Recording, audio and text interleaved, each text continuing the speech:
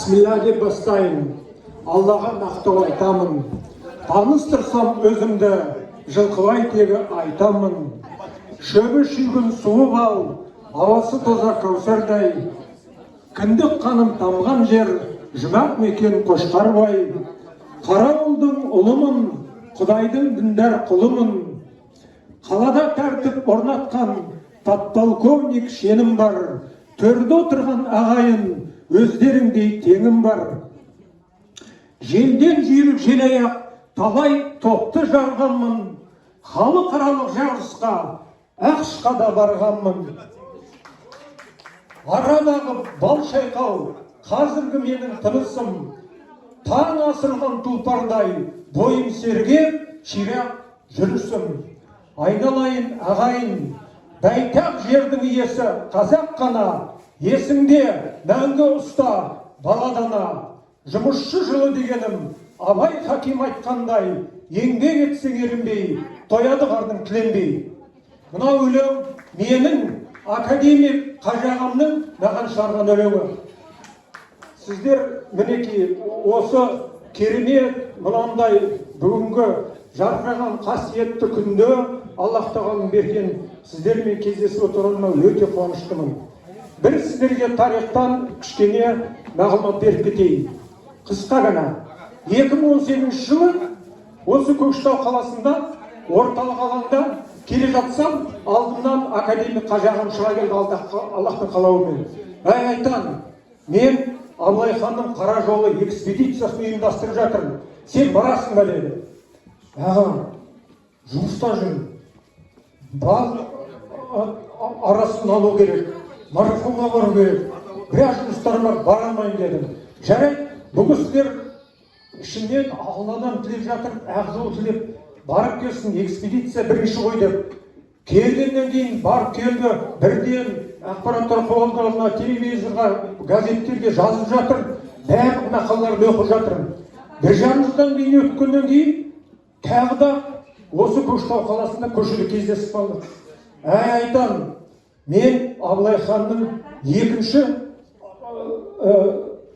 қара жолының экспедициясын ұйымдастырып жатырмын деді. Барасың ба деді. Мен айттым, Қажаға, уақытым жоқ, жұмысым бар, марафонға дайындалу керек, бара алмайын дедім.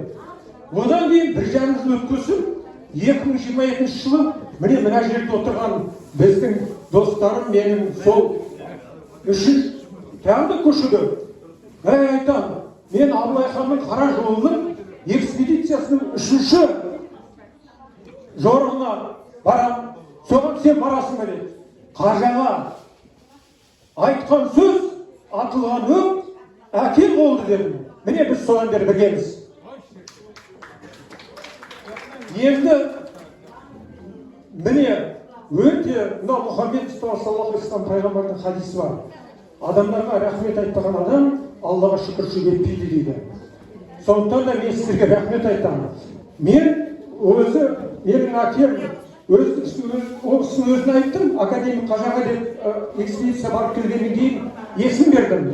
Сосын билеп айттым. Қажаға дедім, сіз академик Қажағасыз.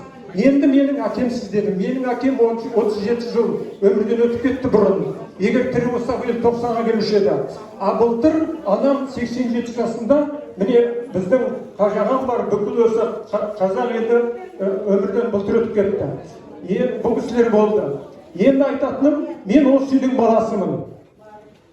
Ақылдасатыным да, бірден академик Қажағам айтам алғанда.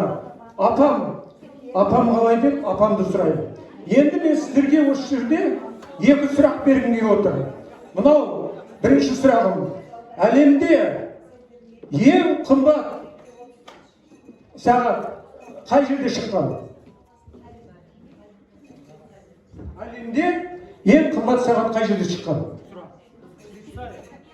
Өзім миым қатып тұрғанда сұрақ қойған ешсің. Швейцария ғой, иә. Не айттың? Мынау Мұхаммедініме 5 килограмм бал менен. Сағатты айтып, бал деген қалай кетті аға? Сен тапқаның үшін. Екінші сұрақ.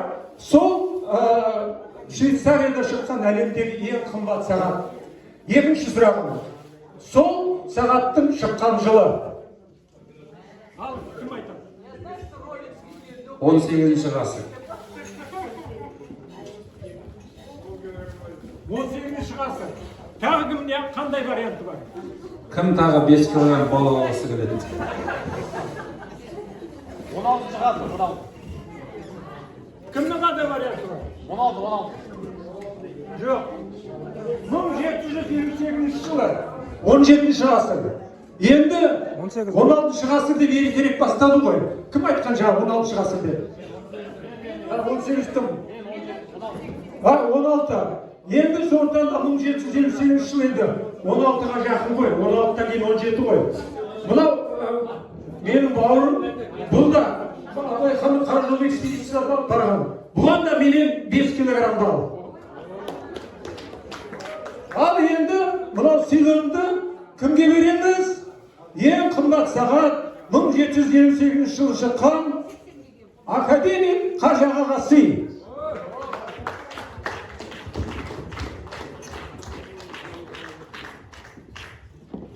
Ой, бәрекелді.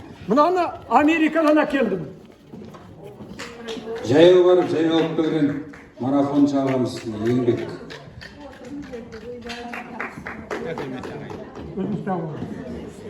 Ой, қымбат сағат көрініп тұр.